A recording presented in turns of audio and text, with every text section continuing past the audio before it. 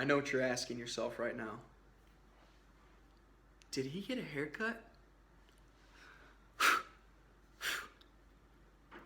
Yes, I did. Actually, I got most of them cut. I feel like a new man, to be totally honest. It's been a couple years since I've had my hair this short, and it just feels fantastic. I love it. I won't have to wear a hat to work out in the morning. Hopefully I'll wake up and I won't have a total afro with my long curly hair that gets bulked up in the AMs when I roll out of bed. So I'll be more sleek. Maybe I'll run like a 4.4, 4.2, 4.3, 40, something like that. And yeah, no, that's not gonna happen. Maybe I'll bench like 450. No, but I do feel really fresh with the new haircut. I think sometimes changing things up, little things about your appearance or the things that you do, keeps you feeling different. And sometimes when that throws you off a little bit, then you just have a new kind of energy. So that's my new energy, is getting some of my hair chopped off my head. So I look different, feel different. If you refer back to the video I did last night, I said look good, feel good, play good. Another result of that is look different, feel different, play different. So for me, I'm not going to play totally different in the sense that I'm going to continue to do the things that I've been working hard on, but maybe have a different sense about me because I have chopped off my hair, and I certainly came home tonight and Lauren said, wow, you look totally different. And I really do. But I like it. I feel good about it. And now I'm going to stop talking about my hair because I need to move on to some more valuable content for you.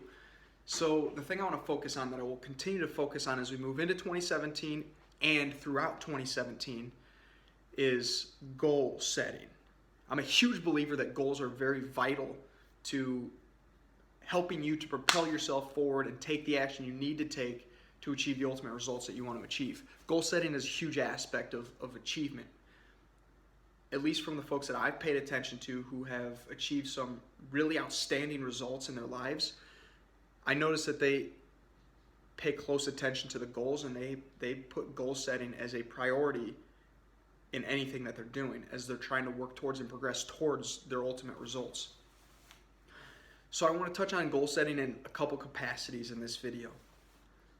For myself, especially, and for anyone that's in a similar situation where you're starting to set those goals that you want to have as you move into 2017, I think now's the right time to be thinking about that. I mean, Christmas is this coming weekend, and then we're not too far off from New Year's. So now's a good time to start writing them out. Maybe you don't have to solidify them and say, these are the goals that I have to have for 2017, but at least start to draft and sketch out some things that you think you might want to achieve over the next 12 months as we move into 2017.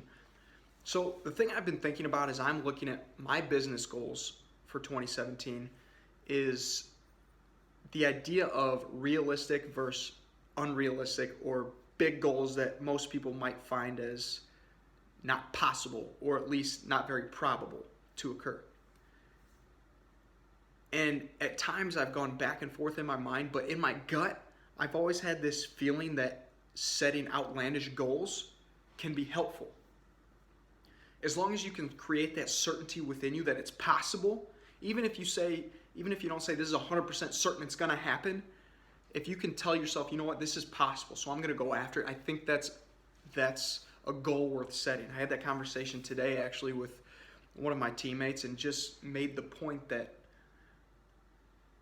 it doesn't hurt to have big goals.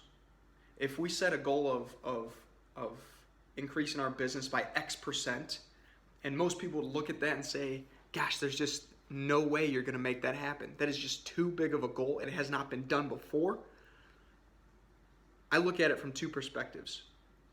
Number one, the man who broke the 4-minute mile, Roger Bannister, who I've mentioned before in a video, he had no model of what was possible in terms of breaking the 4-minute mile. He played that image and that video, that movie in his head hundreds of times, feeling totally certain that it was possible.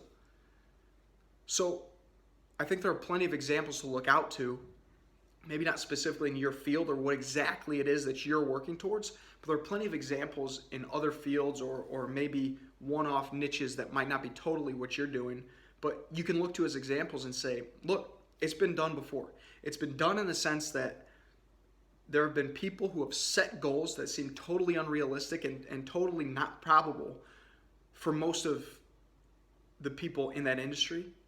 But because someone was willing to set a goal that was larger than life, that seemed very outlandish, that didn't seem probable at the time, because that person was willing to set that goal, they at least had the opportunity to go after that goal. Because if instead of saying my goal is going to be increase my business X%, if I bring that down and say it's going to be 50% of X,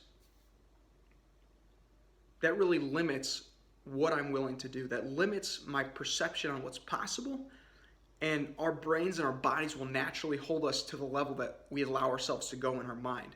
So I think it's vitally important to set those bigger goals, and I'm a proponent of setting bigger, outlandish, maybe unrealistic goals as far as most people are concerned, because I think it at least gives us that potential to reach higher and push farther and stretch ourselves more than we would have if we had set lesser goals. I think the other aspect to that is if you set a goal of X% of increasing your business, and you can relate this to whatever you're going after, X percentage increase in number of clients, X percentage increase in number of employees, X percentage of increase in learning capacity, whatever it may be, if we then say X% is what I'm going after, and we don't come close to it, but it's a big goal, and we don't totally reach it, in many cases, you'll still get closer to that goal than you would have if you would have set it at 50% of that goal. So number one, I'm a huge proponent of setting big goals and goals that might seem improbable for most people, but for you, if you can decide this is what I'm going after, this is what I will make happen, and I'm going to give it everything I have to go after it and to put in the activity to make it happen, and I have this certainty that I can push towards that. And there's a high probability that I know I can make it happen. If anyone can make it happen, I can make it happen. If you start to tell yourself that over and over and over and over again on a daily basis, and you create this certainty in yourself, in your mind, in your heart, in your body, and you go after it, you're going to definitely prepare yourself and position yourself in a much better way to be able to achieve that than if you had pulled back on that goal and said, you know what, I'm just going to go for 50% of that goal. So take that how you will. Some people are going to leave this video and say, you know what, that sounds great. I'm going to go after it. I'm going to set my standards high, and I'm going to make it happen. Some people are going to say, you know what, I believe in setting realistic goals, and I'm going to go after it, and I feel better if I achieve that goal. That's fine. I think as long as you start to recognize that it's important to have those goals and those mile markers for where you want to be after X number of months, that's hugely important. That will start to put this energy and fire that burns within you to move yourself forward, closer towards those goals on a regular basis. The other thing I want to touch on with goals briefly is that I like to think of goals in two capacities. One are your outcome goals.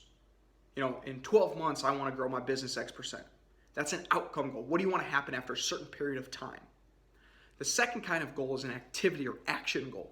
So an action goal would be something that you either do on a daily basis or once a week or twice a week or 10 times a week, whatever it is, but it's an action that you will take consistently to propel yourself towards those larger outcome goals that you've set for yourself.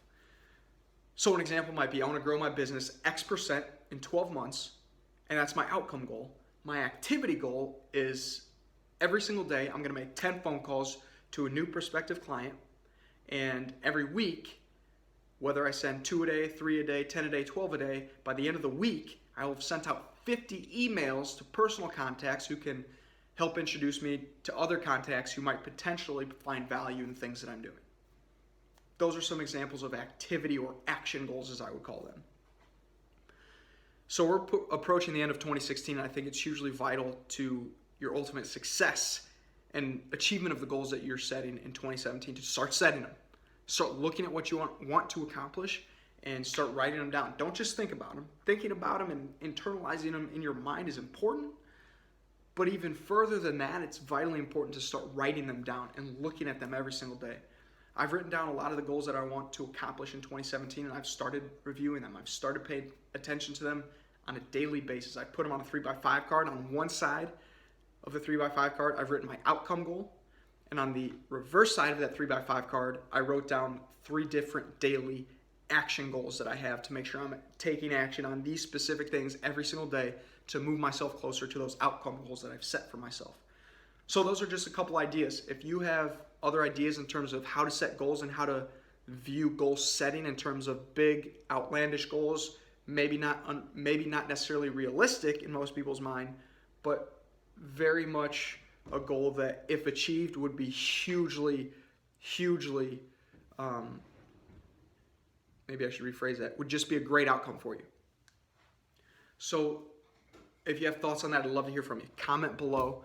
Send me feedback. I'd love to know what you're doing. My challenge to you is to start setting those outcome goals and those action goals as we start moving towards Christmas and the end of this year, so you have them in place and you've started to internalize them by reviewing them on a regular basis. We're moving into 2017, because the harder you can come into 2017, the better off you'll be to start that year off right. Monday is January 2nd this year. Is that right? Either way, we're getting the week started that week with Motivate Me Monday, and I'm pumped for it. It's going to be awesome. If you want to be part of the group, let me know, and we'll be rocking and rolling in 2017. So set your goals, your outcome goals, and your action goals, and let me know what you're doing. I challenge you to start setting those goals. I'd love to hear from you. Let me know what's working for you. Let me know how you're setting those goals, any challenges you bump up into, and certainly I'm always open to new perspectives and new ideas and strategies in terms of how you're setting goals, if they seem to be more effective for you than the things I've mentioned in this video. So me and my new haircut are going to dip out and get some sleep, get some rest, to wake up and get after it at 5 a.m. with Zeke. We're pumped. We're getting stronger. We're getting tougher physically, mentally, emotionally, and making progress as we move into 2017. Have fun. Be awesome.